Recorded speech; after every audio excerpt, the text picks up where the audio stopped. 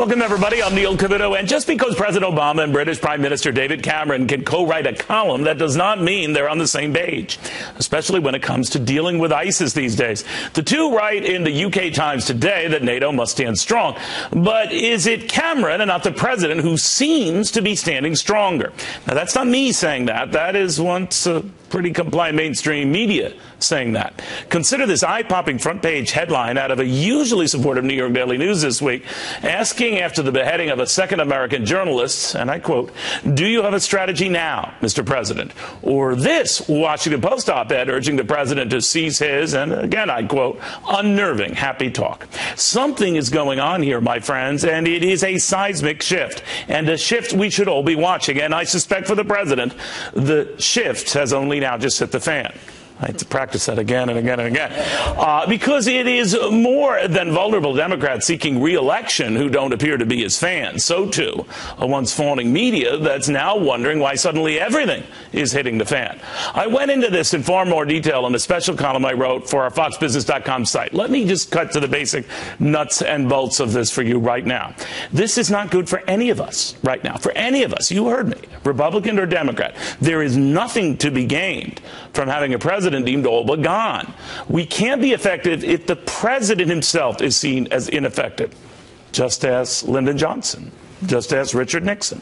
Democrat, Republican, say fair and balanced. Neither could shake the lame duck label that shook their final years in office and, of course, in Richard Nixon's case, chased him right out of office. Now, I am not saying that's going to happen with this president. I am saying it really doesn't matter if the world starts thinking, well, he doesn't matter as president. Remember, they're not just sloughing him off when they're doing that.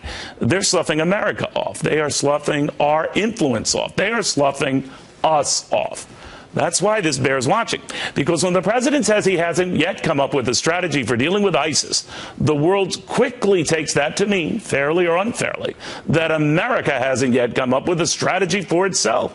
To former Republican Congressman, also retired Colonel Alan West, our Fox Biz All-Stars will be joining us in a minute. We've had Gina Loudon and Julie Roginski, and, of course, Veronica Dagher. All right, Colonel, back to you on this and this idea, this perception that the president is just not doing it, not getting it done.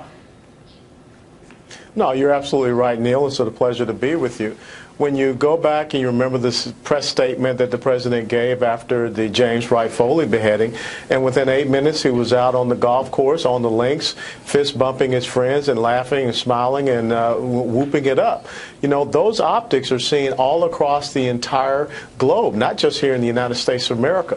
When you are the quote-unquote leader of the free world and you stand up on the biggest platform in the world, the White House, and you issue a statement that says, you know, we don't want to put the cart before the horse right now, and we don't have a plan, and we find out that you have been receiving your daily briefings for over the past year addressing ISIS, but it seems that you refer to them as a JV team.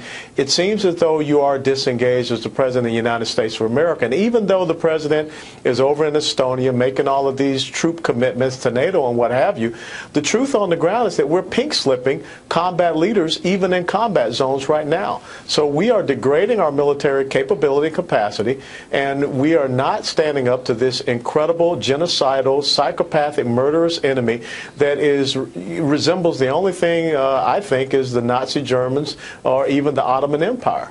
But, you know, you think about it, Colonel, it was a year ago that many Republicans were urging supporting the very rebels who were trying to topple Assad in Syria. Those rebels were in our ISIS. So you could make an argument that the president was wise to be cautious then, just like many might think he's being wise to be cautious now, whatever the lame duck rap he gets now. What do you make of that?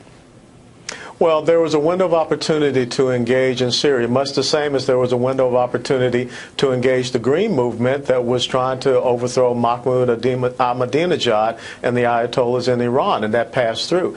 There was an entity called the Free Syrian Army, the young people who were looking for freedom and liberty in Syria, but the window closed. And, of course, but some of those same members, as you know, sir, were, in fact, the present-day formation of ISIS. No, you're absolutely right. And those Islamists saw an opportunity in a very chaotic situation in Syria. Then what's wrong with the president saying, before I go knee deep in this in America unilaterally, I should have support, I should have help, I should have a coalition? And maybe the fact that it's only Cameron, I guess, Australia, saying that they would support such an effort to expand and go after ISIS in Syria, no one else. And that might be the problem right there.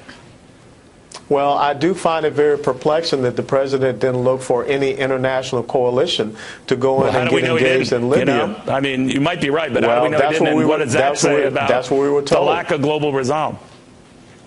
Well, I think that the global resolve is going to look for a leader, and there's no doubt that the United States of America, by default, whatever you want to call it, has had that leadership position, being it in foreign policy, military, and also economic security. But that's slipping away from us. As you said in your opening statement, we're losing that influence. We're losing that gravitas. All right.